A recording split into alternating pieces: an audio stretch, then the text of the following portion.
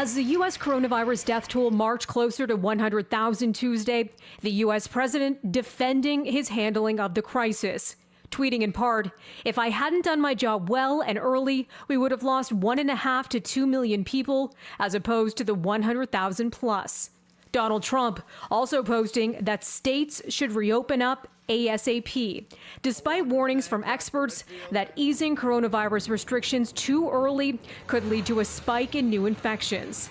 The U.S. has by far the biggest outbreak in the world at more than 1.6 million confirmed cases. And while the national trend is seeing a steadying or decrease in infections, the New York Times reports about a dozen states are seeing an uptick. And at least half of the states seeing more infections or part of an early wave of reopenings in late April or early May. That includes South Carolina, Florida, and Georgia, states that also saw Americans flock to beaches for the U.S. Memorial Day weekend. According to the Times, the uptick in the new numbers could reflect increased testing capacity in some places, but it's also an indication that the virus's grip on the country is far from over.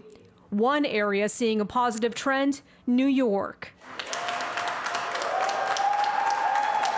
The New York Stock Exchange partially reopening its trading floor Tuesday, more than 2 months after it was forced to shift to all electronic trades because of the pandemic. Health safety precautions are being taken.